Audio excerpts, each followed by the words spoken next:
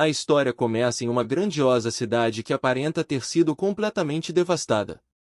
Na cidade, vemos um homem que caminha tranquilamente por uma rua, e vemos diversas criaturas à espreita para atacá-lo.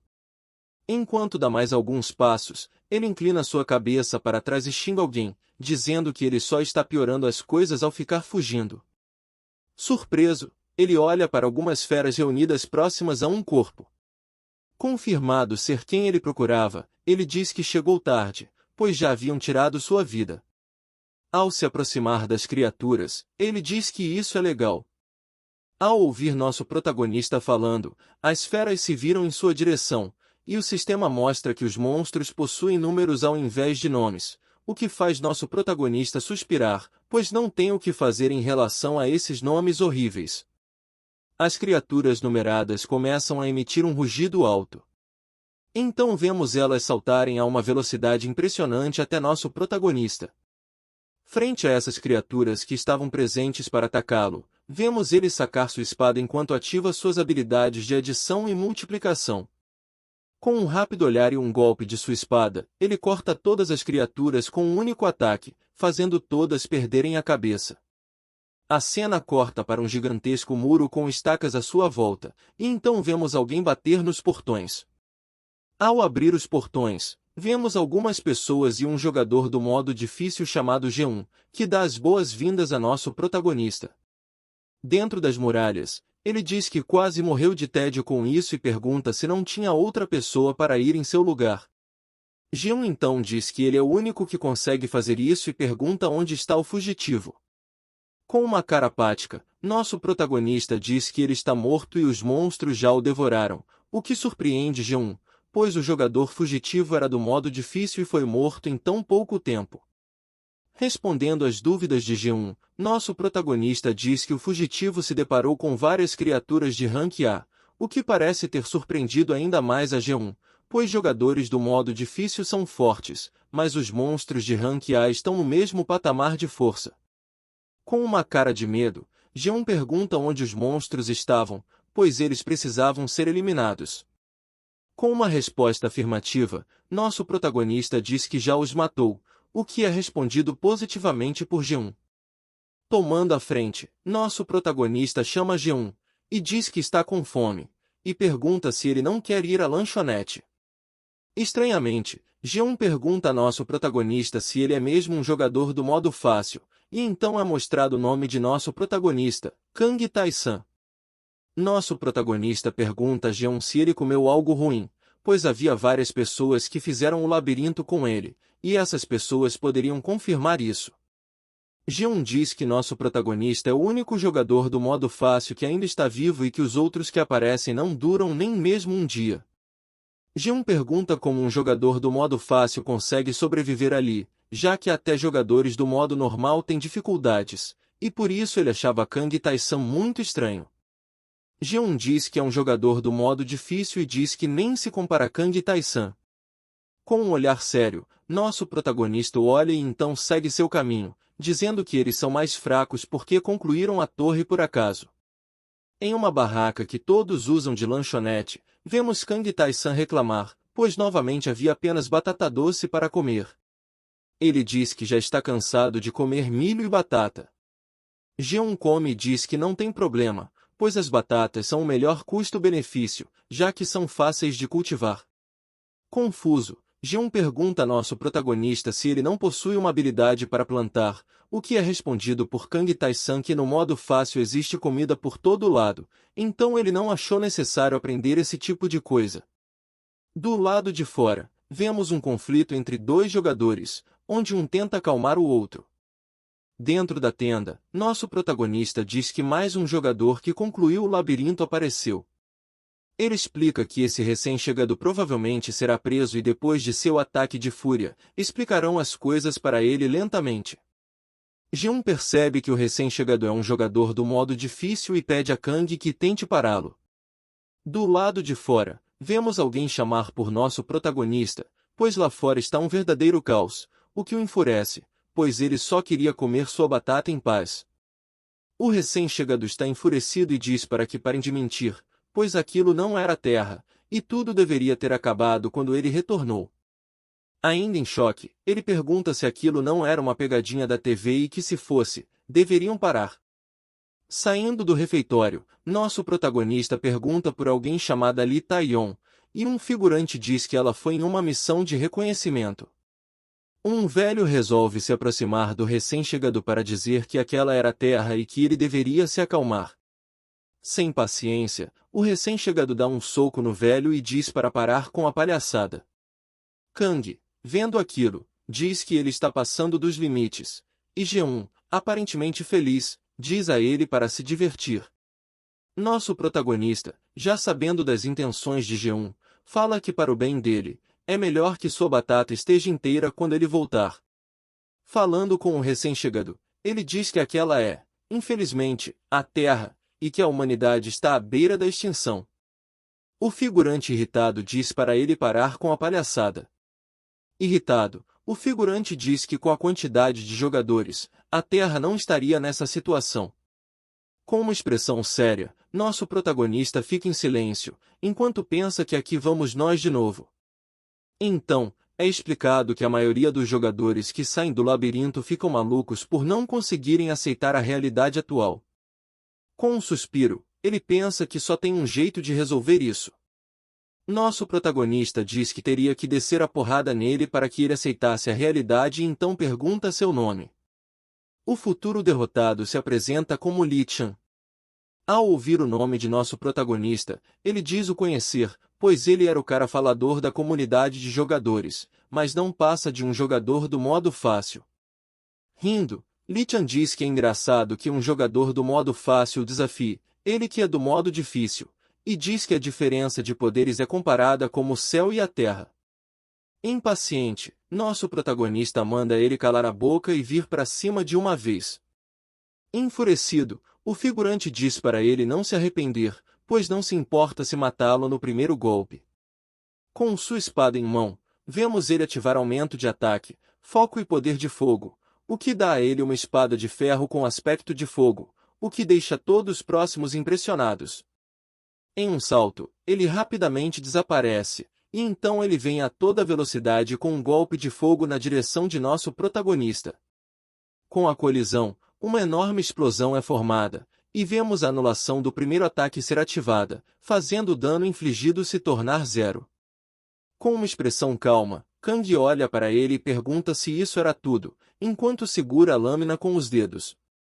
Espantado, o figurante olha para sua espada e diz que nunca viu uma habilidade assim antes. Com o punho revestido com uma energia azul, nosso protagonista diz que é sua vez de atacar. O golpe acerta o figurante, e vemos que sua resistência é anulada pelo julgamento supremo de Kang. Após o golpe, vemos que o dano causado é de 49, o que deixa o figurante confuso. Puxando sua espada de volta, ele diz que sofreu 49 de dano, pois nosso protagonista não consegue superar a diferença de status entre o modo difícil e o fácil. Novamente com o punho brilhando, ele pergunta se a vida do figurante excede os 10.000. E preparando outro soco, vemos ele ativar as habilidades de adição, multiplicação e julgamento supremo. O figurante já em choque sabe que vai apanhar, e nosso protagonista diz a ele que vai ser só um soquinho. Com um soco leve na cabeça do figurante, vemos um estrago enorme se formar ao redor, e então vemos o figurante ser esmagado contra o chão. O impacto foi tão forte que uma onda de choque se espalhou para todo lado, e então vemos que o dano causado foi de 9.604. Com um rosto apático, ele diz que aqui é realmente a Terra. O homem já sem esperanças continua a dizer para ele parar de dizer isso. Chorando, ele se pergunta como o mundo está assim e que se as coisas chegaram a isso ele não deveria ter concluído o labirinto. Então, é explicado que enquanto a Terra ainda estava em paz, o céu se rachou, e monstros começaram a sair pela rachadura. Em meio a essa destruição, foi dada uma escolha à humanidade. Para todas as pessoas apareceu uma tela azul flutuante com 4 dificuldades, e as pessoas que adentrassem o labirinto ao escolherem a dificuldade se tornavam jogadores, e ao entrar no labirinto, só voltariam para a Terra após o concluírem. Mas o que ninguém esperava era ver a Terra dominada por monstros quando retornassem. Vindo até nosso protagonista está G1, que está sorrindo. Ele diz a Kang que ele fez um bom trabalho e que ele havia visto a luta. Ele diz que nosso protagonista é incrível por derrotar um jogador do modo difícil em um único golpe. Kang diz que não tem nada de especial em derrotar um fracote, e Jeon o corrige, dizendo que ele é muito forte. Comendo, Kang reclama que agora sua batata está fria e diz que não deveria ter participado. Enquanto isso, Jeon está atrás dele, o perguntando como ele conseguiu sua habilidade de multiplicação. Ele também aproveita para questionar sobre as outras habilidades, como o julgamento supremo, ignorar a defesa e anulação do primeiro ataque, dizendo que essas habilidades são mais uma trapaça. Enquanto Kang come, Jeon continua a dizer que Kang é o único com essas habilidades e pergunta como ele as conseguiu. Kang diz que trabalhou duro para tê-las. No momento seguinte, um grito é ouvido, e Jeon diz que mais um jogador chegou. Kang o corrige, dizendo que dessa vez não é isso. Frente a uma multidão, uma mulher com diversos itens chega, e então ela nos é apresentada como Lee Tae-yeon. Em um lugar cheio de antiguidades, nosso protagonista anda e diz que ela se preocupa com decoração enquanto a humanidade está sendo extinta, e isso irrita muito, pois mesmo com monstros lá fora, tem uma pessoa que consegue trazer essas coisas sem ter um único arranhão. E essa pessoa é o único jogador que concluiu o modo solo. Kang, então, pergunta por que uma pessoa como ela é a pessoa mais forte do mundo. Com um sorriso sarcástico, Lee Tae-yeon diz que ficar fissurado em algo é vital numa situação como a deles e pergunta a ele por que ele não tem um hobby. Sem rodeios, Kang pergunta por que ela o chamou. Lee Tae-yeon diz que ficou sabendo que nosso protagonista deu uma lição em um novato. Ela comenta que é muito estranho um jogador do modo difícil ser derrotado por um do modo fácil, e então vemos os status de Lee Tae-yeon. Kang, então, pergunta se ela está se exibindo, e ela pede a ele que mostre seus status e diz que só quer checar uma coisa, o que nosso protagonista confirma, com ela querendo se mostrar. Ele pergunta o que ela tem contra jogadores do modo fácil. Descaradamente, Lee Tae-yeon diz que é bem fraco, e nosso protagonista sarcasticamente pergunta se ela quer lutar. Ela diz que só fez uma observação e comenta que esses status são bons para alguém do modo fácil. Posteriormente, ela explica que o labirinto tem 4 dificuldades, e ao sair de dentro do labirinto, toda evolução é estagnada. Além disso, há muita diferença entre os status dos jogadores de cada dificuldade, e os atributos de um jogador do modo difícil são 10 vezes maiores do que os de Kang Tae-san, mas nenhum deles é páreo para ele. Isso faz ela se perguntar se é devido às suas habilidades. Ela pede a Tae-san que fique parado por um momento. Com uma caneta em mão, ela começa a ativar suas habilidades de aumento, adição e mira perfeita, que garante o próximo acerto. Com aquele golpe vindo em sua direção, Lee Tae-yeon comenta que habilidades podem ser adquiridas independentemente do nível da dificuldade. Ao ser atingido, vemos um clarão e logo atrás de nosso protagonista um grande buraco na parede, e em seus pensamentos, Lee Tae-yeon diz que as habilidades de Kang são incríveis. E então vemos que nosso protagonista sofreu 0 de dano. Lee Tae-yeon diz que só queria testar uma coisa e então começa a listar as habilidades de nosso protagonista. Ela pergunta se nosso protagonista tem 200 habilidades, e Kang Tae-san a corrige, dizendo que possui por volta de 230 habilidades. Tae-yeon sabe que nosso protagonista conseguiu suas habilidades ao explorar estrategicamente o labirinto e diz que ela também deveria ter feito isso, pois não deveria ter se focado apenas em sair de lá. Kang diz que não sabe ao certo, mas que agora tudo está no passado. Enquanto se senta, Lee Tae-yeon diz que, caso Kang fosse um jogador solo, ele poderia vencer, pois as habilidades de Kang Tae-san são fortes, mas a maioria delas depende de seus status base, o que o torna forte, mas ao mesmo tempo fraco, o que coloca uma grande pressão sobre Kang Tae-san, pois caso ele fosse um jogador de outra dificuldade, ele seria mais forte. Em outras palavras, o Kang Tae-san atual não é capaz de usar nem metade de suas habilidades. Incomodado, nosso protagonista pergunta se não podem mudar de assunto e manda ela ir direto ao ponto. Ele pergunta se ela voltou da patrulha, o que logo é respondido com um sim, e ela diz que a próxima onda irá começar em breve, o que surpreende Kang e o faz lembrar de ocorridos anteriores. Com um sorriso sarcástico, ele diz que eles todos estão na merda, e então descobrimos o que é uma onda de monstros.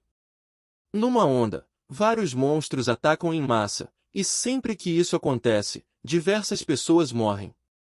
Ele comenta que a cidade de Seul foi perdida na primeira onda, e durante a segunda, mais da metade dos jogadores do nível difícil morreram.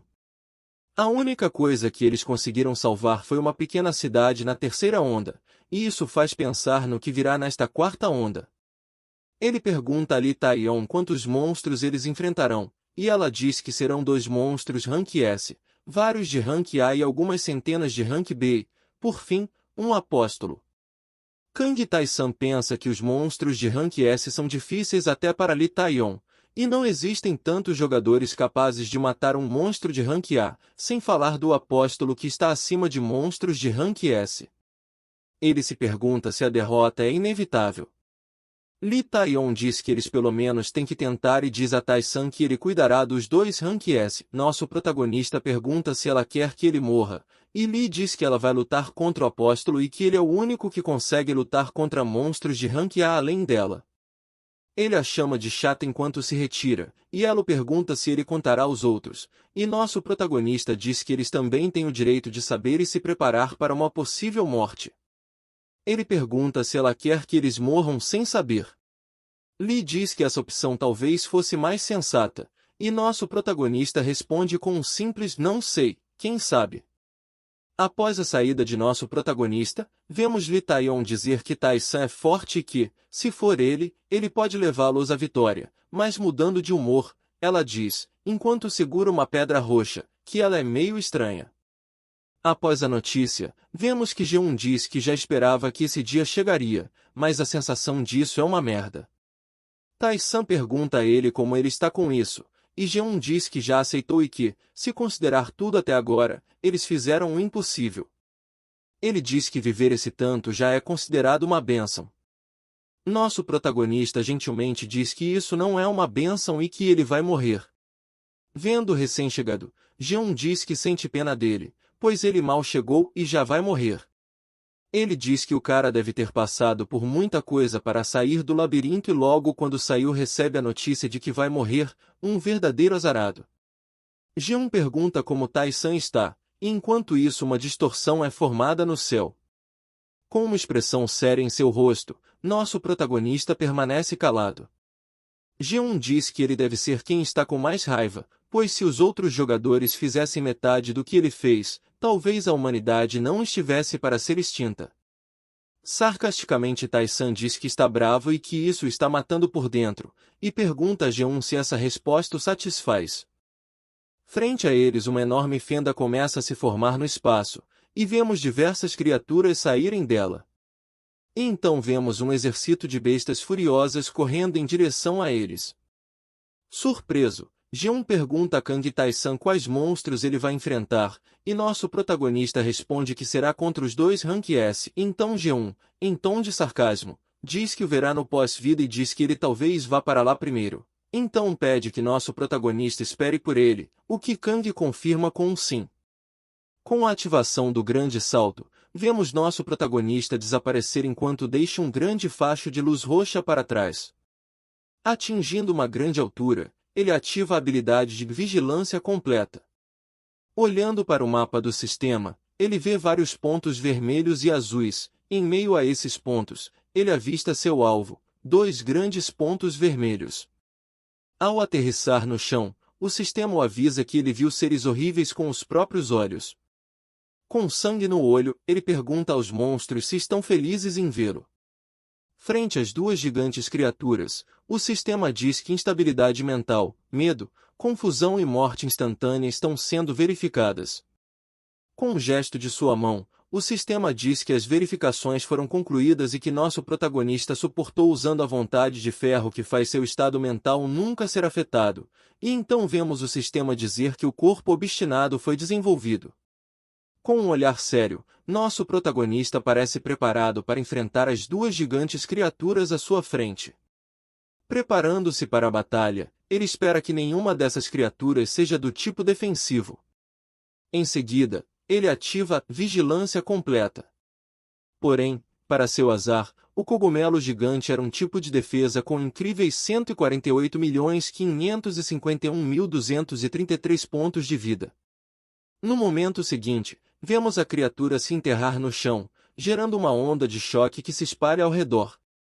Enquanto isso, nosso protagonista olhava para a criatura, preocupado, pois demoraria muito para matar um monstro com 148 milhões de pontos de vida.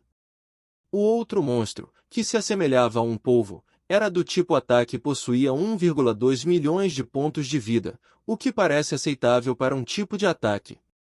No momento seguinte, o polvo gigante ataca nosso protagonista sem pensar muito, e Kang fica sem palavras. Com uma velocidade absurda, nosso protagonista começa a avançar em direção à criatura, executando uma série de movimentos seguidos de vários golpes. Observando o dano causado, nosso protagonista diz que quando acerta os tentáculos, o dano é reduzido. Ele chega à conclusão de que terá que atacar a cabeça da criatura. Ao se aproximar da cabeça do monstro, vemos raios verdes começando a se acumular e, em seguida, a criatura dispara uma enorme descarga de energia. Ao ser atingido em cheio, nosso protagonista ativa a anulação do primeiro ataque e ele diz que os raios seguem a direção dos tentáculos e que é praticamente impossível desviá-los. Vemos ele dar uma de Matrix, pois, caso ele se foque, é possível prever a trajetória e desviar dos ataques. Após desviar de todos os raios, ele ativa sua habilidade de aceleração, o que o faz acertar o monstro com muita força. Ele afirma que não pode deixar essa luta se estender mais. Ao se aproximar da cabeça, ele desfere um golpe forte e consegue tirar 48 de dano da criatura, o que se mostra insuficiente. A criatura dá uma chance de contra-atacar, sacudindo seus tentáculos eletrificados, o que consome a habilidade de anulação do segundo ataque. No momento seguinte, vemos a criatura com um ferimento na cabeça gritando intensamente. Olhando para trás, o polvo gigante percebe nosso protagonista com sua espada em mãos, pronto para atacá-lo. Enquanto isso, a criatura cogumelo volta a se mover, e nosso protagonista percebe que o cogumelo está protegendo o polvo gigante. O monstro defensivo protege-o de ataque, o que faz nosso protagonista pensar que é por essa estratégia que as duas criaturas estão juntas desde o início. No entanto, para nosso protagonista, isso não era nenhum problema. Com um sorriso sarcástico, ele diz que os pegou.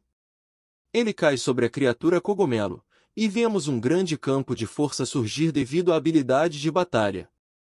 Então vemos a criatura cogumelo presa em uma barreira amarela. O polvo gigante, temendo por seu companheiro, começa a atacar a barreira, mas sem resultados.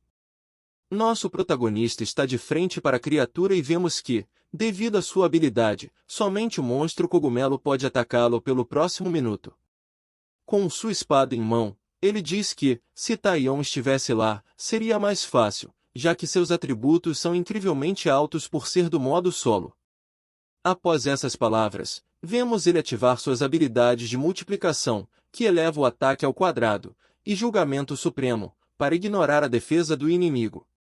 Ele diz que, caso fosse Li Taion, mataria primeiro o do tipo ataque e depois o do tipo defensivo. No entanto, olhando para a criatura à sua frente, ele afirma que não conseguiria fazer isso, pois com o único ataque dessas criaturas, ele iria de arrasta para cima. Olhando fixamente para sua arma, ele diz que com 9.604 de dano não será suficiente. Em seguida, ele ativa reiniciar a habilidade e utiliza novamente a multiplicação, fazendo seu dano ser elevado ao quadrado, dando a ele uma soma de ataque absurda. Ele diz que finalmente está na hora de acabar com esses monstros cheios de vida, dizendo que a única coisa que ele pode fazer é depender de suas habilidades. Dentro da boca da criatura, nosso protagonista diz que 9,604 ao quadrado ainda não é suficiente e que vai até o limite dessa vez com sua próxima habilidade. Então, a cópia é ativada, duplicando o próximo ataque. Ao acertar a criatura, vemos um feixe de luz que a corta, e o sistema diz que foram infligidos 92 milhões de danos na criatura. Uma grande explosão acontece, e vários pedaços da criatura caem ao redor. O sistema anuncia a vitória de nosso protagonista, mas ele não percebe que o polvo gigante o atacou com uma descarga elétrica que teria o matado, caso ele não possuísse a habilidade de negação de ataque, escapando por pouco. Furioso com o ataque surpresa, nosso protagonista vai a toda velocidade e crava sua espada na criatura, afirmando não possuir mais habilidades de negação de ataque. Cansado, ele diz que agora essa será uma luta simples de desviar, atacar e repetir o processo várias vezes. No entanto, o problema atual é outro, pois para ele só restam 21 pontos de mana. Pensativo, ele diz que não tem como dar 1,2 milhões de dano apenas com ataques básicos, mas essa é sua única escolha, e ele terá que dar mais de 25 mil golpes na criatura ou ele irá perder. Após uma longa e duradoura batalha que se estendeu pelo dia, vemos nosso protagonista batendo incessantemente na criatura, causando danos pouco a pouco na tentativa de matar a criatura. Fatigado com a batalha que parecia nunca acabar, ele pega sua espada e parte para um último ataque desesperado. Em seguida, vemos um terreno devastado, e o sistema avisa nosso protagonista sobre a aquisição da habilidade de aumento de intercepção. No entanto, como sabemos, pessoas que saíram do labirinto não recebem habilidades, então logo a sua foi selada, o que o deixou bem irritado. Com a criatura no chão, grunhindo de dor, nosso protagonista se aproxima, e então vemos o último golpe ser dado, matando o monstro e encerrando essa longa batalha.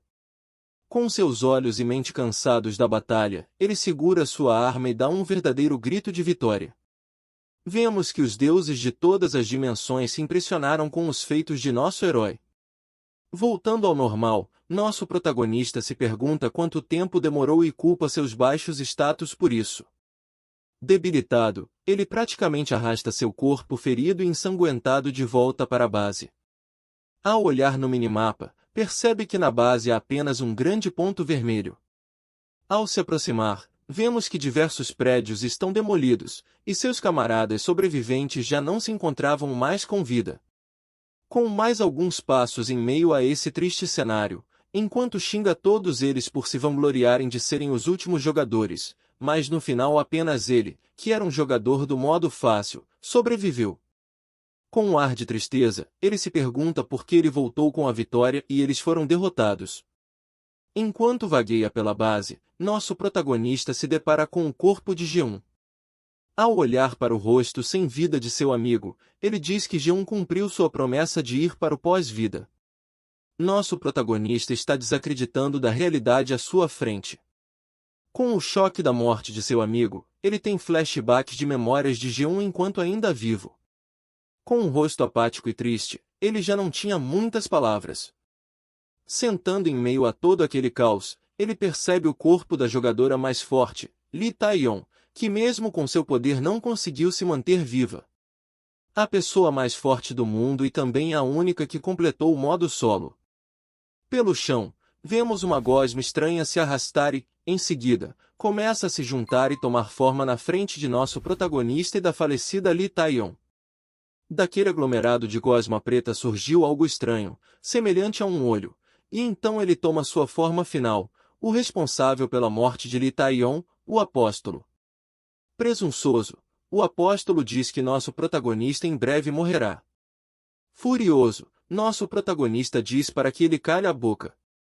O sistema indica que ele resistiu com sucesso, o que faz a criatura grunhir e se espantar. Sem pensar muito, nosso protagonista usa a mira verdadeira e ataca o apóstolo, o que parece não ter surtido efeito, mas mesmo assim ele já estava furioso e então carinhosamente chama o apóstolo para o X1. Frente a um oponente quase impossível de se vencer, nosso protagonista estava determinado a lutar. Após aquele golpe repentino, o silêncio pairava sobre o local.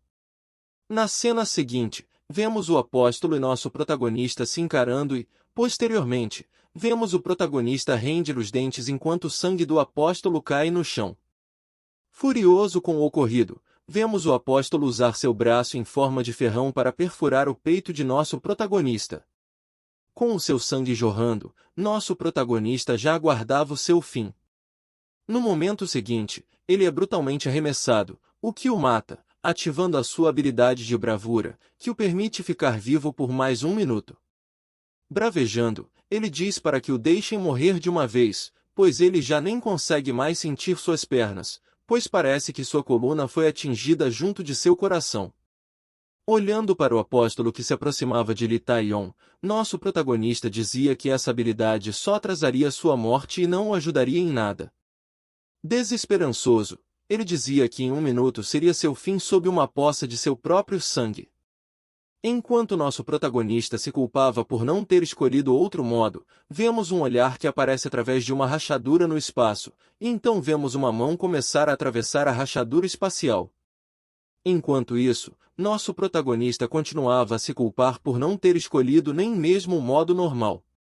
No momento seguinte, nosso protagonista xingava os outros jogadores e os culpava, porque não fizeram o labirinto corretamente, pois só queriam sair de lá. Mesmo escolhendo a dificuldade normal ou difícil, eles ainda eram fracos. Ele bate no chão fortemente e diz que se eles fizessem metade do que ele fez, talvez não estivessem nessa situação. Caindo na real, ele diz que tudo aquilo foi decisão dele e que não culparia ninguém por isso.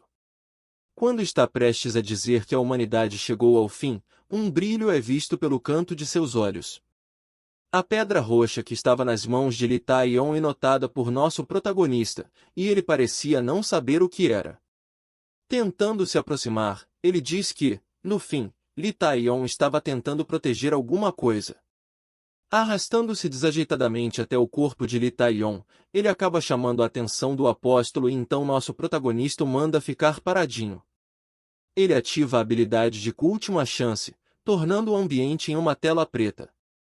Com muita dor, nosso protagonista diz para parar o tempo, e então entendemos que esse é o efeito de sua habilidade, e isso durará por 2 minutos. Aproximando-se do item, ele usa verificação.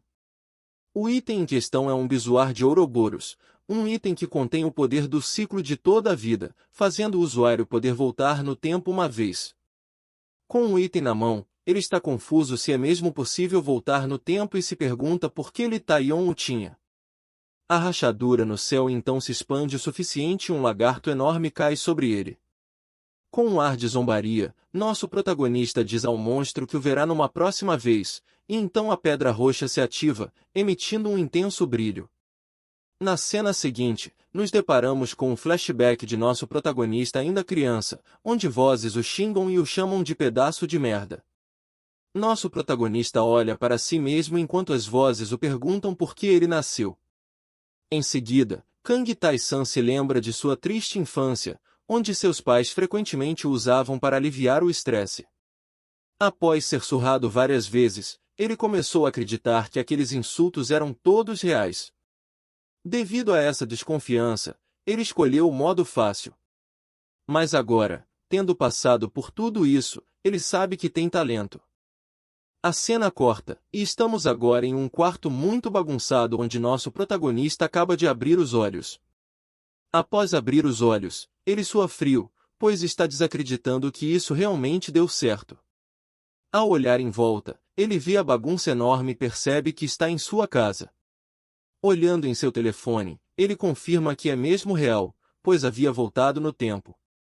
Na cena seguinte, vemos várias pessoas transitando alegremente pela rua durante o dia 1º de janeiro de 2020. Mas algo que elas nunca imaginaram foi que no início do ano novo, o colapso da Terra começaria. Então voltamos para nosso protagonista que está saboreando um delicioso pedaço de pizza, onde ele se deleita, pois fazia muito tempo que não a comia. Após devorar uma pizza família sozinho, ele diz que nunca imaginou que Li Taion teria um item desses com ela, mas a pergunta que o consumia era o porquê dela não tê-lo usado. Deixando isso de lado, ele diz que talvez ela tenha fugido, mas decide não pensar nisso agora. Do lado de fora de seu apartamento, ele contempla a visão à sua frente. Na tela do seu celular, ele vê que faltam 2 minutos para o início de tudo. Sem saber disso, os próprios humanos fazem a contagem regressiva para o seu próprio fim. Todos desejam um feliz ano novo, pensando que as coisas irão melhorar, mas infelizmente, assim que a contagem regressiva se encerra, o mundo não será mais o mesmo. A multidão começa a se preocupar com algum som estranho, e então o sino da meia-noite soa, marcando um momento nem tão aguardado. Sobre o céu, uma imensa fenda no espaço é feita por um ser que se parece com um grande dragão. Enquanto a multidão emite gritos de preocupação e medo, nosso protagonista diz que, em sua vida passada, ele até teve medo, mas agora ele sabe que esse é um monstro de rank B, uma criatura fácil para os jogadores do modo difícil. Despreocupado, nosso protagonista diz que está na hora. A tela do sistema aparece em meio à confusão e ao caos para dar um aviso de que o mundo será destruído pelos invasores e que as armas modernas são inúteis. No entanto, o jornal local quer fazer uma cobertura sobre um monstro colossal no meio da cidade. Mas voltando ao sistema, ele informa que não se preocupem, tudo isso é porque o lagartão está saindo da fenda. E então ele diz que um ser misericordioso que teve pena dos humanos decidiu dar uma chance a todos. Em meio ao caos e a diversas tragédias, o sistema diz para que todos escolham e entrem no labirinto, pedindo que eles concluam e ganhem poder. Enquanto isso, em meio à gritaria e correria, nosso protagonista diz que não há nada de misericordioso nisso. À sua frente, uma tela aparece com 4 dificuldades: fácil, normal, difícil e solo.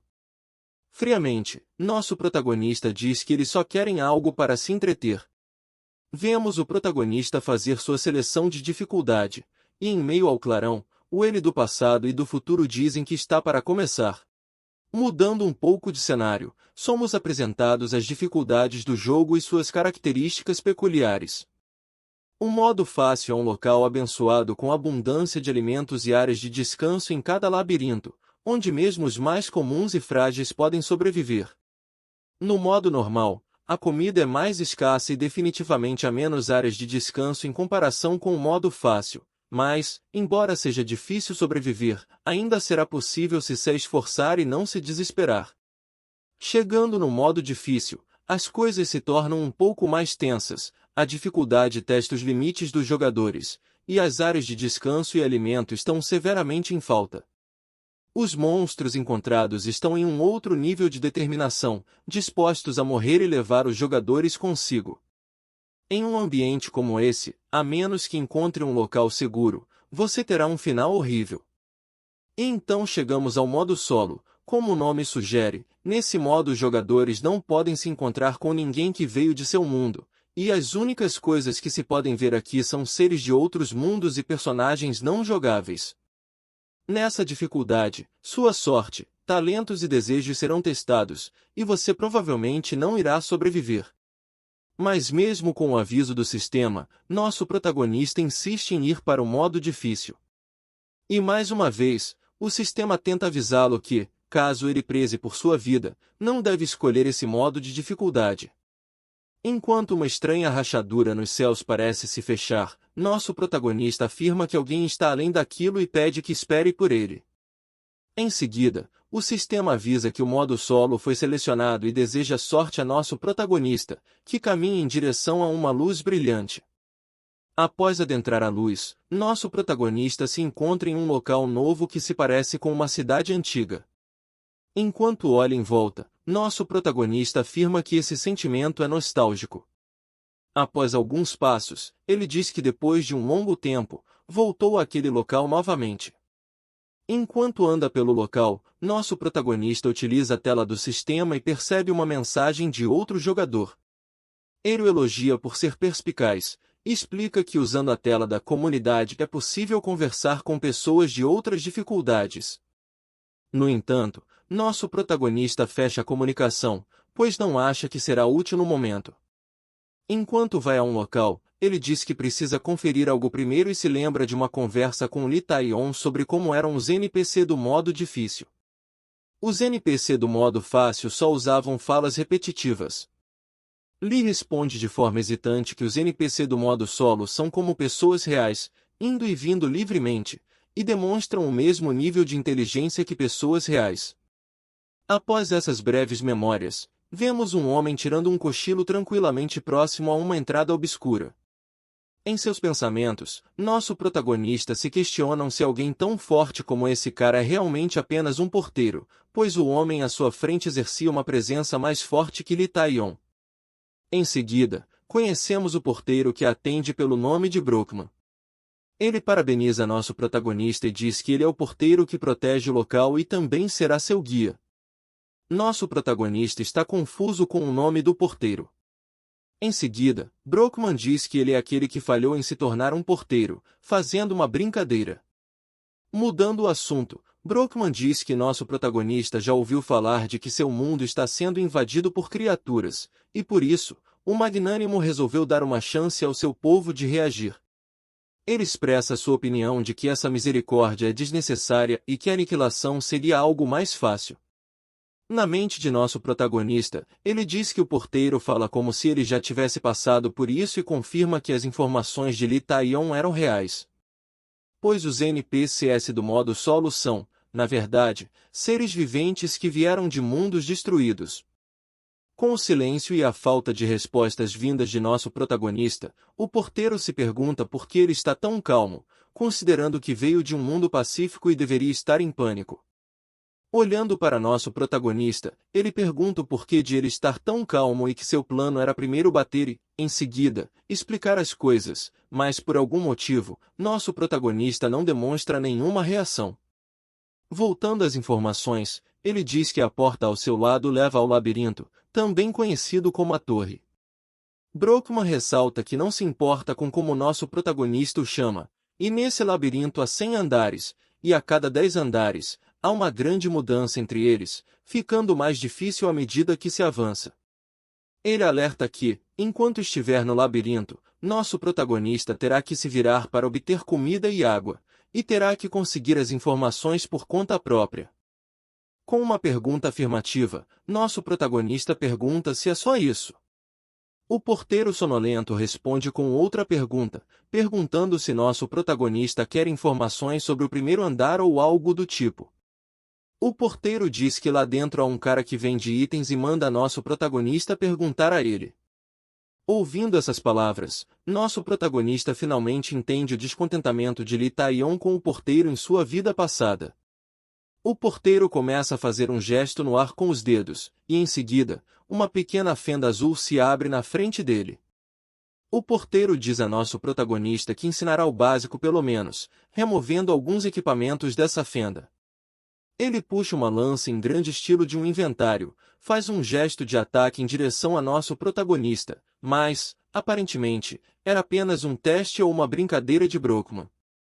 Segurando sua lança com um sorriso, ele pede que nosso protagonista leve esses itens consigo.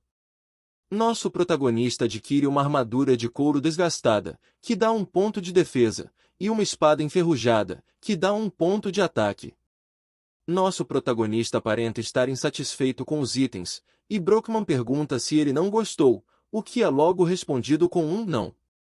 Aparentemente intrigado com nosso protagonista, Brookman fica pensativo sobre algo. Isso faz nosso protagonista questioná-lo, mas Brookman diz que não é nada e joga outro item para nosso protagonista, um protetor de pulso desgastado, que dá 1 ponto de defesa. Nosso protagonista diz que Lee Tae-yong não disse nada sobre esse protetor de pulso em sua primeira vida. Sem mais enrolação, o porteiro diz que nosso protagonista recebeu algumas habilidades, mas ele pode descobrir isso por conta própria e manda entrar no labirinto. Nosso protagonista agradece e parte para o labirinto.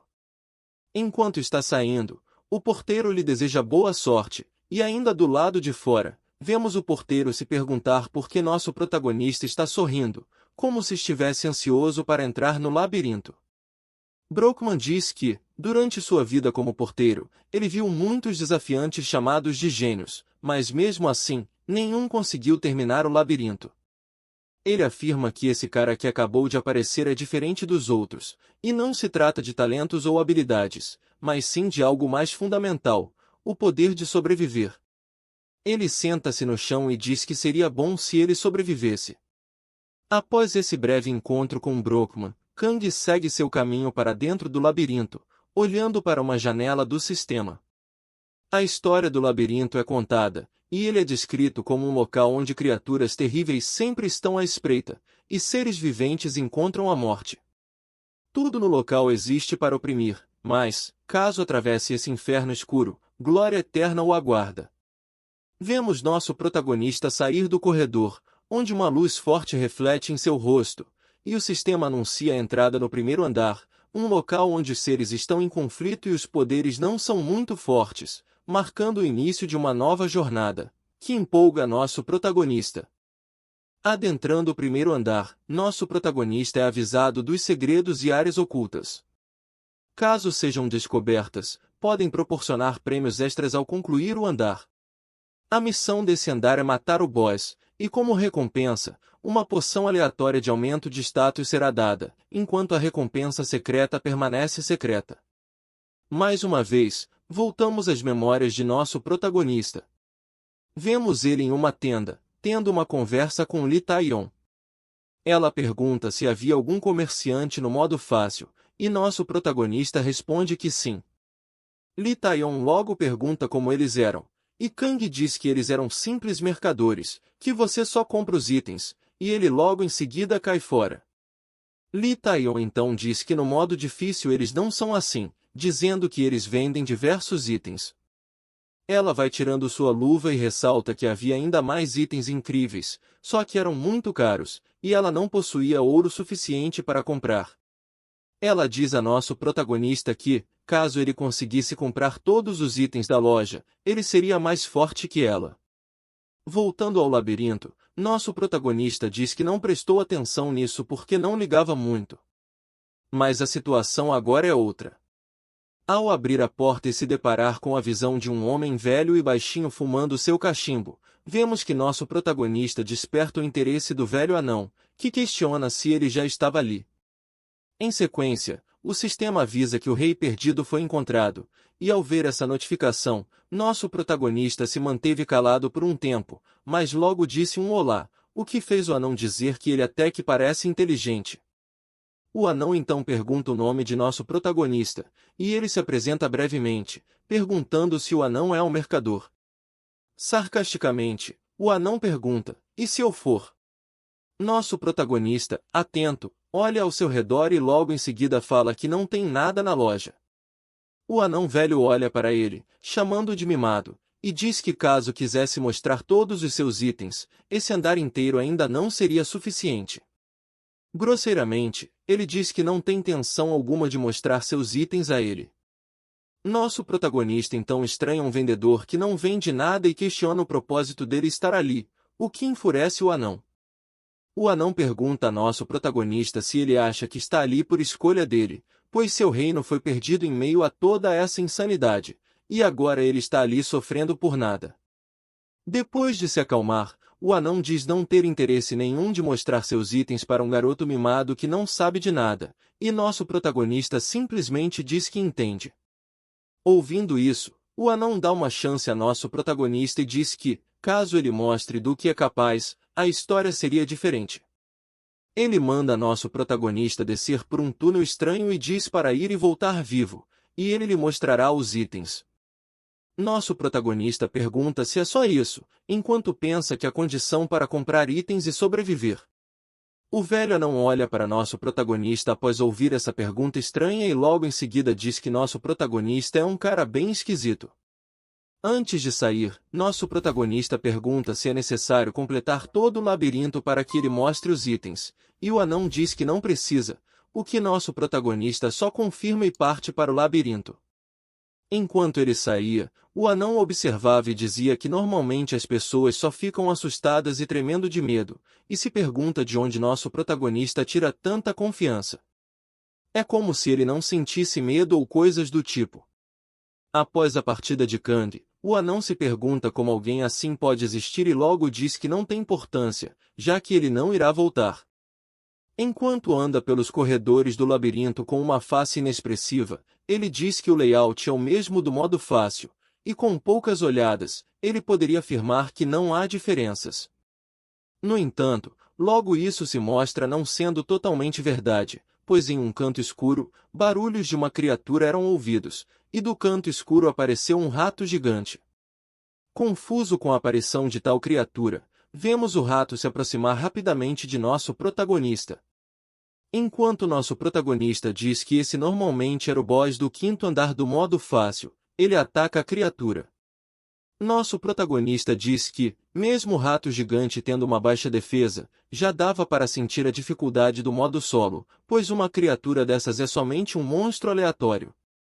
Olhando para o rato, ele percebe que errou seu ataque anterior e que o rato se mostra mais rápido do que ele pensava. Ele se lembra das caçadas ao rato gigante em sua vida passada, onde ele e vários outros jogadores se juntavam para caçar a criatura e caçá-la. Anteriormente, ele caçou essa criatura junto de seus aliados, mas dessa vez está sozinho e ainda por cima teria que enfrentá-la com os status mais baixos. Nesse momento, ele se recorda de que Litaion passou pela mesma coisa em sua vida passada, e muitos dos jogadores do modo solo encontraram seu fim nas mãos desses ratos malditos. Lembrando das instruções do velhote, ele então diz que entendeu o propósito daquilo tudo. O modo como as recompensas são dadas no labirinto são simples, pois caso você conquiste algo que os outros não puderam, ou consiga uma realização que todos possam respeitar, então a recompensa será dada de acordo. Com esse pensamento em mente, ele diz que seu objetivo é se tornar mais forte que qualquer um. Enquanto luta com o rato, ele percebe que, como não pode acompanhar sua velocidade, ele irá prever aonde ele irá se mover, pois ele também é um ser vivo e seus movimentos não são instantâneos. Reparando nos movimentos do corpo do rato, ele percebe quando ele saltaria novamente e logo em seguida desferiu um ataque que quase acertou o rato. O sistema avisa que o estado mental do rato foi afetado pelo medo e sua capacidade de pensar foi diminuída. Adotando uma posição defensiva, nosso protagonista não sabe ao certo o que se passa na cabeça desse rato, mas sabe que se ele manter seu tornozelo protegido, o rato vai mirar em outro local para atacar. Com seu pulso estendido para frente ele previa que o rato tentaria atacar por ali, e sua suposição se mostrou bem correta, pois o rato avançou ferozmente para atacar o braço de nosso protagonista. Vendo aquele rato morder seu braço, ele disse que chegou a sua hora e repetitivamente atacou o rato com a intenção de finalizar aquela luta. Após um tempo, vemos nosso protagonista retornar para a loja do velho anão, o que acaba chocando o velhote, pois nosso protagonista retornou com um pacotão de carne de rato nas mãos. E vemos algumas breves memórias de jogadores que tiveram problemas com o velhote no passado.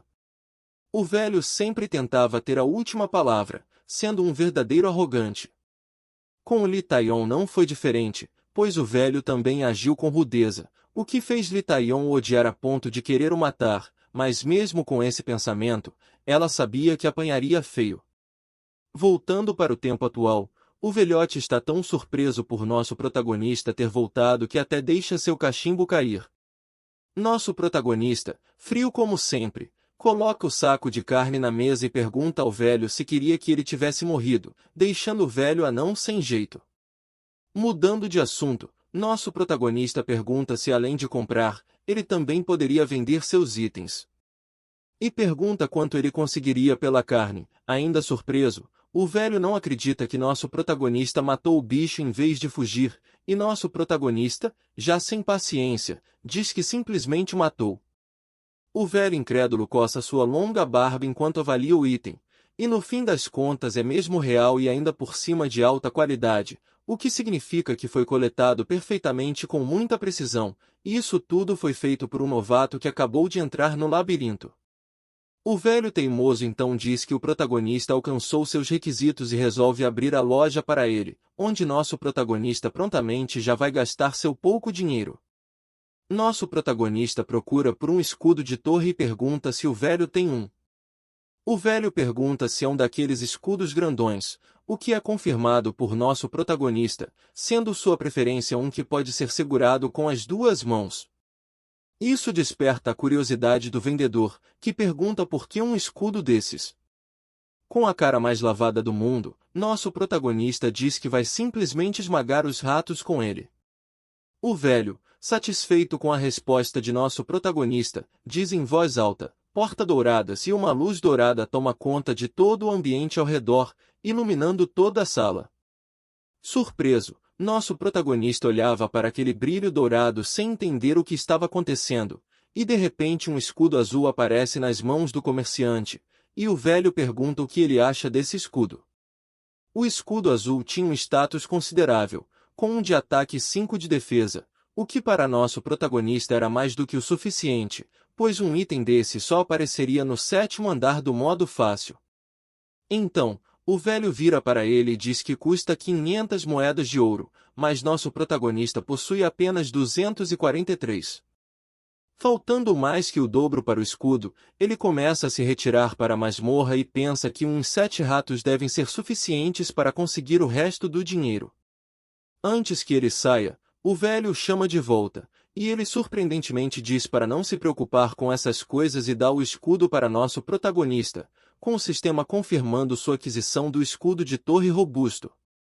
Posteriormente, vemos o velho falando com o nosso protagonista que ele deve ter umas 250 moedas com ele, então começa a tirar de seu subespaço vários itens para nosso protagonista comprar. Vendo a mesa forrada de itens, ele diz que esse velho é completamente diferente do que Li Taion falou. O velho então o pergunta por que ele está se afastando e diz a ele para pegar algum, enquanto diz que isso é mais como um favor, e o velhote diz para nosso protagonista pensar nisso como um investimento, o que deixa nosso pobre protagonista ainda mais confuso, e o velhote apressado diz a ele para pegar algum item ali, pois ele pode pagar, e nosso protagonista ainda está sem entender o motivo por trás desse investimento. Com um frasco vermelho nas mãos, ele vê que a maioria dos itens são poções, e dentre elas algumas que aumentam temporariamente o ataque, velocidade, entre outros. Elas são essenciais para avançar no labirinto, mas mesmo sendo bons itens, não são o que ele precisa agora. Ele se recorda novamente de Li Taion, que disse que poções são muito difíceis de se conseguir no modo solo e que elas são muito necessárias nos andares mais altos. Nosso protagonista, pensativo, diz que não há necessidade de comprar elas agora e as compara a uma pequena armadilha. Olhando para um arco e um conjunto de flechas, ele diz que precisa comprar itens mais necessários no momento. Ele diz que nesse momento precisa de uma maneira de atacar os inimigos à distância, e com o arco, ele diz que situações irritantes seriam como um passeio no parque. Ele então saca uma bolsa com muitas moedas e pergunta quanto vale um couro de rato, o que o velhote respondeu falando que valem 70 moedas. Nosso protagonista diz que irá vender, o que abre um grande sorriso na cara do velhote, que logo lhe entrega o arco e as flechas, o que deixa nosso protagonista com dúvidas do que estava acontecendo. O velhote então avisa nosso protagonista que sua vida não se recupera no labirinto, e nosso protagonista diz que já sabe disso. O velho mercador começa a falar de um lugar no labirinto chamado Primavera da Vida, localizado no 1º andar, onde ele pode recuperar vida infinitas vezes, e ele logo diz que mostrará a localização, marcando no minimapa de nosso protagonista. Ele diz que por aquele lugar há outro velhote maluco, mas isso não deve ser nenhum problema para nosso protagonista, e ouvindo isso ele lembra das experiências de Li Taion, onde ele também deu a informação mas a xingou no processo. Saindo da loja, nosso protagonista se pergunta o que fez o vendedor mudar de atitude, se isso foi uma diferença nos métodos, pois Li Taion não pôde matar o rato e fugiu, já ele não fugiu e sim matou o maldito rato. Com essa análise, ele se pergunta se isso foi o que fez a mudança acontecer. A cena corta, e vemos nosso protagonista amassando ratos usando seu novo escudo, e vemos uma habilidade de intercepção aumentada se aprimorando, o que faz com que a agilidade aumente permanentemente em um ponto. Ele se lembra da primeira morte do rato, onde ele recebeu vários avisos do sistema por matar uma criatura aleatória. Examinando as janelas, ele percebeu que, além de sua habilidade básica, havia várias habilidades que ele só poderia obter quando está no nível 20 ou acima do modo fácil. Enquanto olhava para seus status, ele se depara com uma surpresa, e então vemos que a habilidade que foi bloqueada em sua vida passada, que vimos ele conseguir na batalha com o polvo gigante e o cogumelo azul. Depois de pensar nesse assunto, um choque de realidade acerta nosso protagonista. Em meio àquela batalha cansativa, ele lembra de ter visto uma janela do sistema, mas ele não conseguiu prestar atenção por causa do cansaço. Ele se pergunta se essa habilidade foi liberada depois que ele voltou para dentro do labirinto. Nosso protagonista estava intrigado pela habilidade que se manteve mesmo com a regressão, e ele continuou, mesmo sem saber a resposta certa para aquilo, pois para ele não importava porque ele continuaria à procura de seu objetivo de se tornar o homem mais forte do mundo. Dando mais alguns passos pelo labirinto, ele diz que a primavera da vida deve aparecer logo depois desse corredor, mas algo lhe diz que com a aparição desses ratos, as coisas não serão tão fáceis. Olhando para o rato, ele diz que é normal encontrar monstros em corredores, mas a situação muda de figura quando vemos uma gangue de ratos que o cercou, prestes a atacar. Olhando em volta, nosso protagonista percebeu que se encontrava em problema, pois já estava cercado pelos ratos. As três criaturas demonstraram inteligência suficiente para cercar um humano e ter vantagem. Entretanto, mesmo nessas condições desfavoráveis, nosso protagonista já estava preparado, e o sistema começou a fazer a verificação do status de medo e confusão. Enquanto isso, nosso protagonista partia para atacar o rato, e o sistema indica que, devido à habilidade de super foco, o medo e confusão foram anulados. Dando uma escudada no rato, nosso protagonista diz que não pode nem piscar ou se desconcentrar, pois em sua vida passada ele presenciou muitos morrerem por pequenos deslizes. Vendo seu irmão rato ser atacado, os outros ratos partem para um ataque surpresa, e graças às condições da batalha, vemos nosso protagonista adquirir a habilidade de mente inabalável, o que aumenta todos os seus status. Dando um golpe para trás, ele manda um rato para longe, enquanto o outro é esmagado na parede, mas o outro logo é morto também com um golpe na cabeça. Nosso protagonista diz que agora, com o nível aumentado, será mais fácil reagir e acertar com mais facilidade. Logo, o sistema avisa que ele venceu 2 ratos gigantes, restando apenas um atrás. Por ver a morte de seus companheiros, o outro rato perdeu o juízo, deixando-o ainda mais idiota. Com sangue nos olhos, nosso protagonista manda o rato vir até ele de uma vez, e o rato já sem juízo corre rapidamente até ele. A única coisa que o esperava era um doce carinho do escudo do protagonista. Após o extermínio de pragas do labirinto, vemos uma porta que se abre, e dela nosso protagonista aparece com sua expressão séria de sempre. Logo percebemos que ele se encontra na primavera da vida, um lugar para os jogadores descansarem, onde nenhuma criatura pode pisar. O sistema logo o parabeniza por ser o primeiro a descobri-la, e junto com as felicitações ele recebe um aumento de 1 ponto de inteligência e 2 pontos de mana. Agachando para tomar um gole de água, nosso protagonista diz que dentro do labirinto quase todas as áreas são perigosas, com exceção da loja do mercador e da primavera da vida. Após ingerir a água do lago, nosso protagonista retornou rapidamente ao seu melhor estado. Após isso, ele comenta que se sente refrescado e totalmente descansado, mas mesmo com essas vantagens, sua fadiga mental está aumentando, então ele terá que dormir um pouco. No outro dia, nosso protagonista levanta e verifica as notícias da comunidade. Olhando as mensagens, ele vê que tem pessoas que nem mesmo entraram no labirinto, enquanto outros estão irritados com a falta de informação ou estão apenas buscando um grupo para começar a caçar. Como nosso protagonista já previa, a maioria das mensagens são de jogadores solo, já que nos outros modos, os jogadores podem se encontrar pessoalmente para conversar. Enquanto verificava as mensagens, algo chamou sua atenção, e então vemos a ex-jogadora mais forte do mundo mandando mensagem como uma iniciante. Nosso protagonista até estranhou o modo de agir dela, pois a super forte Li Taion de antes agora está completamente confusa.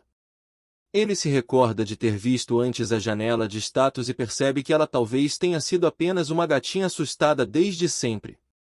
Pensativo, nosso protagonista diz que só se passou um dia desde a abertura do labirinto, e segundo suas memórias, os jogadores solo só entraram no labirinto após um mês. Nesse momento, devem haver vários que ainda estão vivos. Lembrando de sua vida passada, nosso protagonista diz que as recompensas são proporcionais à dificuldade. Embora Li Taion tenha matado os chefes rapidamente e corrido para finalizar o labirinto, ela ainda se tornou a jogadora mais forte. Enquanto lembrava disso, uma mensagem é enviada para todos, onde ele simplesmente diz que o primeiro andar é somente controle de pragas. Nosso protagonista se pergunta o que vai acontecer, pois com um texto sem base como esse, seria meio difícil deles entrarem no labirinto. Mesmo pensando assim, ele não sabe como as pessoas podem reagir, pois no fim das contas, em sua vida passada, Li Taion foi a única jogadora solo do mundo. Pegando sua espada em mão, ele diz que é hora de começar. Vemos em sua mão um pedaço nojento de carne de rato gigante, e ele olha para aquilo com dúvida se precisa comê-lo ou não. Mas pensando no objetivo, não tem jeito, e contrariando nossas expectativas, ele come a carne do ratão, o que no final leva a uma intoxicação alimentar e um estado deplorável. O status de intoxicação alimentar diminui sua vida constantemente por 2 dias, e a menos que consuma poções de cura ou de vida, você acabará morto, fazendo dessa uma situação severa para novos jogadores. Pensando nisso, outros jogadores que já sofreram disso avisaram a todos para cozinhar antes de comer. Mas nosso protagonista não liga para isso e continua a comer mesmo assim. Em seus pensamentos, ele diz que a comida é muito escassa no labirinto, e mesmo que existam rações de emergência nas lojas, seu preço é extremamente alto. Então, eventualmente, em algum momento será necessário comer carne de monstros. Como o espaço é limitado, há momentos em que será necessário comer carne crua, e se estiver com intoxicação em um lugar como esse, é o pior que pode acontecer. Após repetir esse processo, vemos que nosso protagonista já está ficando de bucho cheio. E, para nossa surpresa, o sistema aparece mais uma vez, avisando que devido a ter passado por diversas doenças, a habilidade contínua de resistência a doenças foi adquirida, o que provavelmente era o objetivo de nosso protagonista esse tempo todo. Graças a essa habilidade, as coisas serão diferentes. Nosso protagonista pensa que, conforme sua proficiência com essa habilidade aumenta, intoxicação alimentar não será mais um problema. Ele logo vai partir para conseguir a próxima habilidade, caminhando pela água um pouco relutante. Diz que não gosta bem um pouco disso, e então vemos ele mergulhando a cabeça profundamente na água. O sistema logo informa que ele está incapaz de respirar, mas mesmo sentindo dor, nosso protagonista se mantém embaixo d'água. Nesses momentos, ele se lembra que ouviu falar que o afogamento é a pior maneira de morrer. Submergindo do lago, nosso protagonista estava ofegante e desesperado, e o sistema mais uma vez avisa que ele esteve perto de morrer sem respirar, liberando a habilidade Fôlego Imortal. Devido a sentir-se quase morrendo, ele também recebeu a habilidade Por um Fio. Ofegante e pálido pela quase morte, nosso protagonista todo molhado espera que funcione. Torcendo suas roupas, ele pensa sobre sua nova habilidade, pois poder prender a respiração pelo dobro do tempo será muito útil em locais onde haja veneno no ar. Ele diz que já que é necessário estar perto da morte para receber essa habilidade, poucos a possuem, mas junto com ela é possível conseguir a habilidade Por um Fio de brinde. Para ele, não foi tão ruim. Após olhar suas habilidades, ele percebe que sua habilidade de Linha da Morte já está em mais de 50% de proficiência, o que o faz pensar que a habilidade pode ter herdado essa porcentagem de sua vida passada por estar conectada à sua mente. No entanto, parece pouco provável, pois caso isso fosse verdade, as outras não estariam em 1%. Isso deixa realmente confuso e sem saber o que é. Deixando de lado, ele diz que frequentemente acontecem coisas estranhas no labirinto e que não dá para tentar ficar explicando essas coisas, pois há várias habilidades que ele mal pode esperar para conseguir. De volta na comunidade do labirinto, vemos jogadores diferentes questionando os métodos de nosso protagonista para concluir o primeiro andar.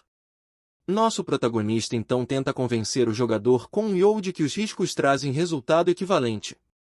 Ele pergunta se Kon não ouviu falar disso antes de entrar na torre, mas Kon Yo, todo cabisbaixo, diz que realmente não consegue fazer isso. Nosso protagonista, sem insistir muito, diz para que ele não reclame depois. Voltando para a primavera da vida, nosso protagonista está concentrado em seu treinamento. Uma aura azul é emanada de seu corpo, e sua habilidade por um fio é ativada. Enquanto treinava, nosso protagonista explica que combinar coisas é a chave para ganhar habilidades. Por exemplo, quando certas habilidades coincidem com a situação, uma nova habilidade pode ser ganha. Ele começa uma sequência de vários golpes na intenção de obter alguma coisa. Sua habilidade por um fio lhe permite permanecer o dobro de tempo treinando, mas é severamente limitada quando ele está parado. Após mais uma bela sequência de golpes, nosso protagonista já estava cansado e ofegante do treinamento, mas seus esforços geraram resultado, pois o sistema anunciou a aquisição da habilidade de ataque por um fio, e graças a essas habilidades, ele também recebeu um título por alcançar 10 habilidades, recebendo o título de jogador habilidoso. Vendo seus resultados incríveis, nosso protagonista abre um sorriso depois de muito tempo. Ele então nos explica um pouco de suas habilidades e diz que pode ler os movimentos dos ratos gigantes, assim como os movimentos dos humanos. Agora, com a habilidade ataque por um fio, o ritmo da batalha seria diferente. Essa foi uma habilidade que ajudou muito nosso protagonista em sua vida passada. Ele ativa seu sistema para verificar algo. Segundo os relatos de Lee Tae-yong, ela estava com 13 pontos de agilidade após passar o primeiro andar, mas nosso protagonista demonstra ser mais rápido, pois ele já tinha 21 pontos de agilidade. Saindo da primavera da vida, nosso protagonista diz que lentamente criará suas habilidades, principalmente as principais, e ele explica a importância das habilidades principais. Elas podem valer muito mais do que 10 habilidades básicas ou até superar uma grande diferença de status. Por exemplo, as habilidades de adição e multiplicação, ou mesmo o julgamento absoluto que pode discernir elementos ocultos, e também tem a anulação de ataque que elimina o resultado de um ataque, ou a pausa temporal que para o tempo à sua volta. Todas essas são habilidades principais, e ter uma delas pode dar uma vantagem gigante sobre jogadores do mesmo nível. Ouvindo os ratos, nosso protagonista equipa seu escudo e continua a falar das habilidades principais. Ele diz que os meios para conseguir as habilidades principais são meio diferenciados. Por exemplo, a vigilância completa pode ser obtida após evoluir a habilidade de detecção umas 2 ou 3 vezes. No entanto, a preocupação de nosso protagonista é que talvez haja alguma habilidade que possa ser conseguida no primeiro andar e que pode se tornar mais difícil obter no futuro. Após o barulho anterior, um rato gigante surge, e nosso protagonista só pensa que precisa conseguir logo essas habilidades. Após a investida, o rato morde a perna de nosso protagonista, dando 4 de dano, e nosso protagonista permanece sério vendo a cena do rato morder, enquanto sua vida constantemente é drenada pelas mordidas do rato. Nosso protagonista diz que o rato está mordendo com muita força porque acha que ele não pode se defender, e enquanto isso, ele está esperando sua vida baixar mais. Após muitas mordidas do rato gigante, o sistema avisa que ele está à beira da morte, o que parece não o afetar de maneira alguma. Ele esperava um pouco mais, e quando o sistema avisou pela segunda vez que ele estava prestes a morrer, nosso protagonista revida com um forte golpe de seu escudo. Vemos que suas proficiências aumentaram. Por um fio aumentou em 3%, e mente calma aumentou em 2%. O rato maluco então torna a atacar nosso protagonista, mas com o escudo, nosso protagonista se defende habilmente dos ataques.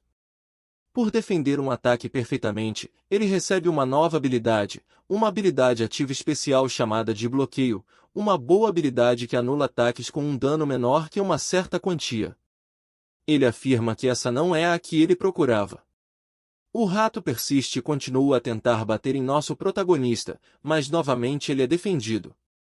Vemos os pensamentos de nosso protagonista sobre uma habilidade chamada Resistir, que anula um dano que resultaria em morte e todo dano subsequente por um tempo.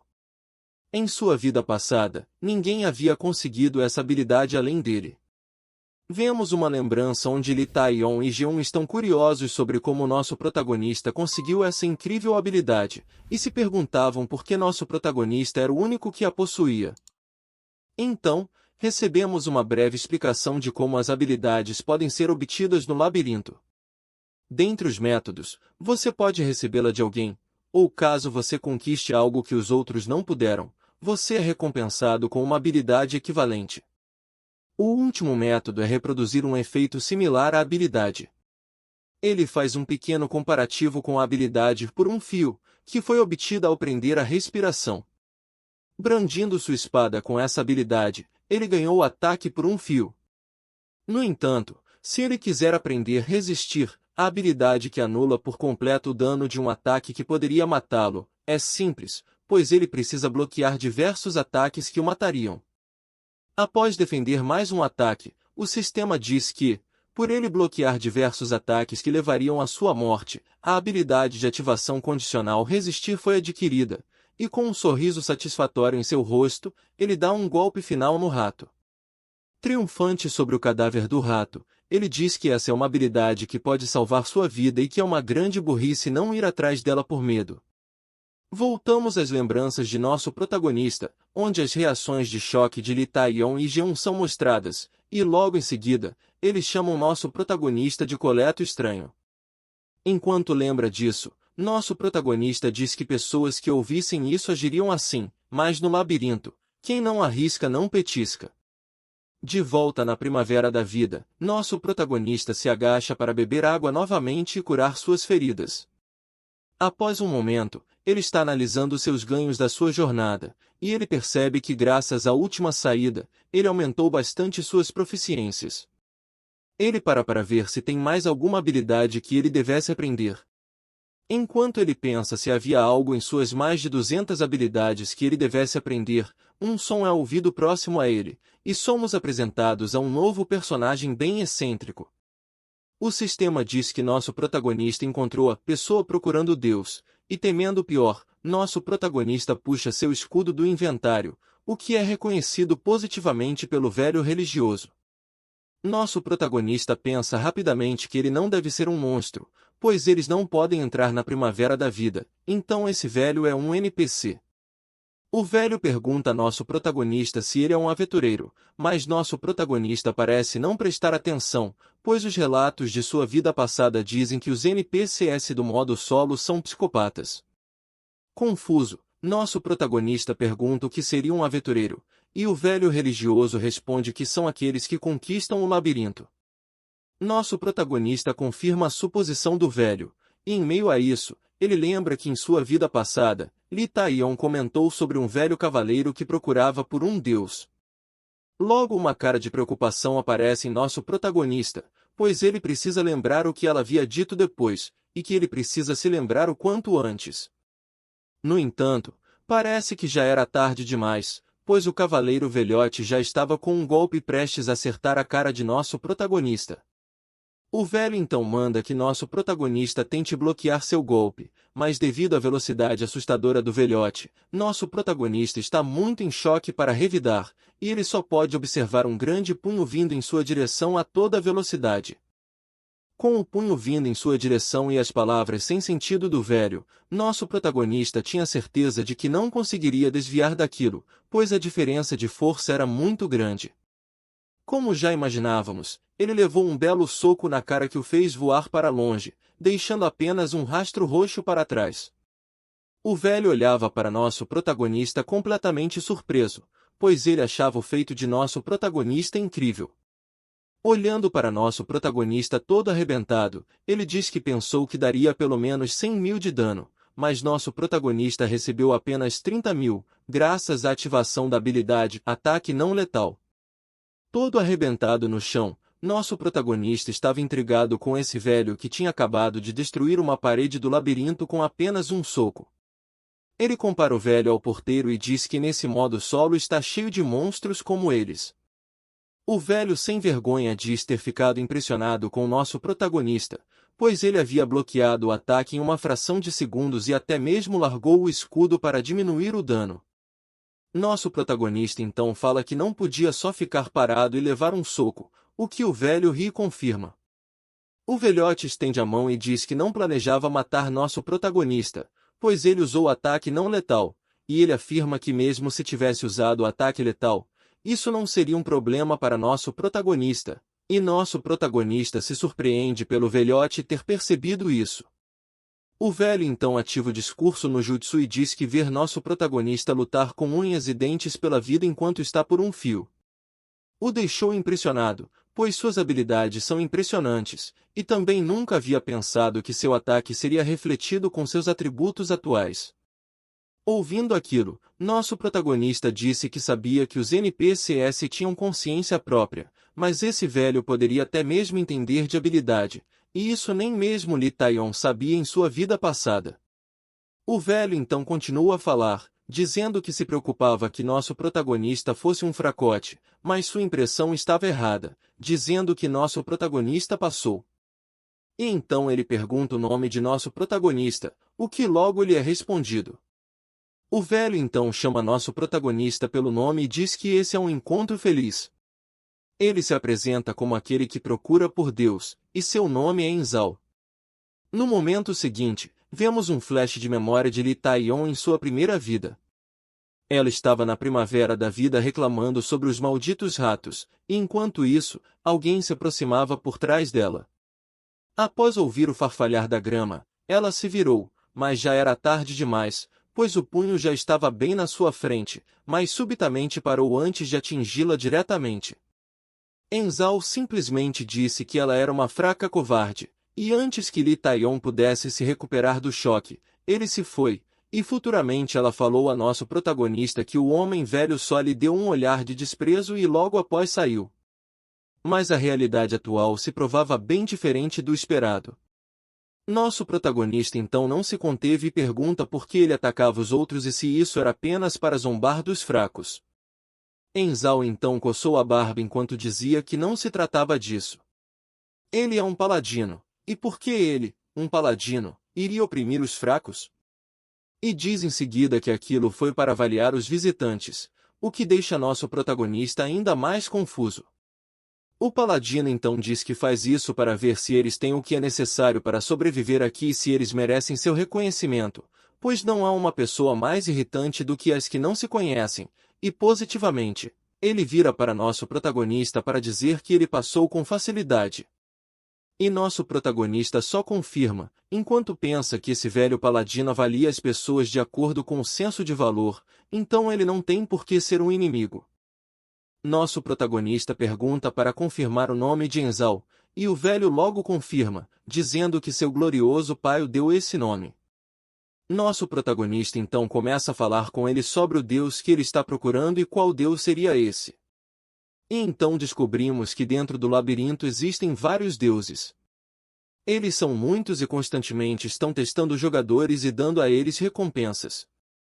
Mas a maioria dos jogadores desconhece sua existência, pois eles só aparecem no modo solo, e graças a Lee Taeyon lhe dizer o quanto eles são horríveis, ele aprendeu muita coisa. Voltando à conversa, o velho Enzal diz que quanto mais pessoas souberem dela, melhor. Ele diz que serve a uma deusa chamada Levinenoth. Ele comenta que eles a louvavam do amanhecer ao entardecer chamando seu nome. Ela é uma deusa que se conecta com quem a ama, e que não existe outra deusa mais adorada do que ela no mundo. Mas devido à destruição de seu mundo, Enzal é o único que se lembra dela. Nosso protagonista pergunta se ele entrou no labirinto para procurá-la, o que é confirmado por Enzal. Mas até agora ele não encontrou nada sobre ela.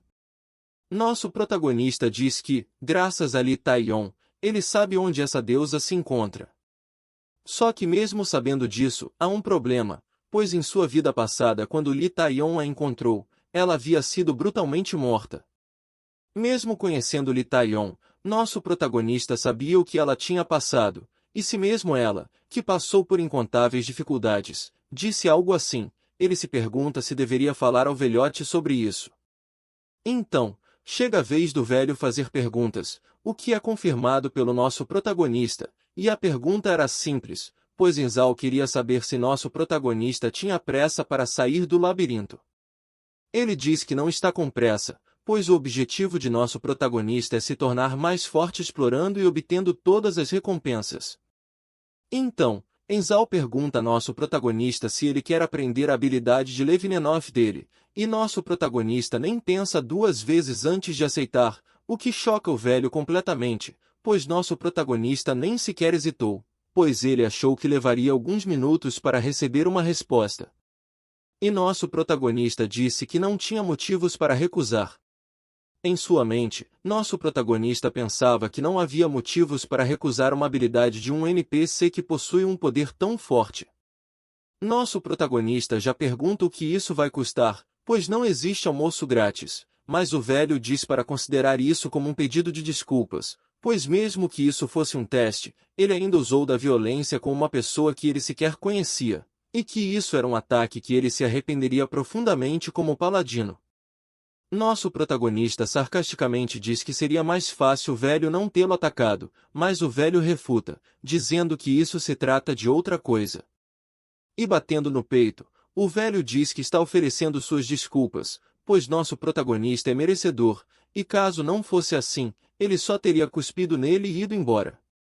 Essa resposta faz nosso protagonista questionar sua sanidade. O paladino então diz que uma desculpa só com palavras não vale de nada, e sendo um aventureiro, ele sabe da importância das habilidades, e é por isso que ele está fazendo isso. E mais uma vez, nosso protagonista só confirma.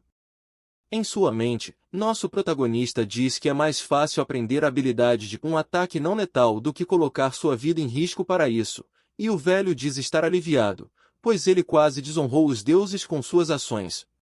Então o paladino velhote diz para começarem de uma vez, e tomando uma posição de batalha, ele diz para nosso protagonista tentar atacá-lo com esse escudo ridículo. O vídeo chegou ao fim, pessoal. Se curtiram, peço a todos que deixem seu like e compartilhem para me ajudar a trazer ainda mais vídeos no futuro. E comentem aqui embaixo uma manhua que vocês querem para o próximo vídeo. Um abraço e até a próxima.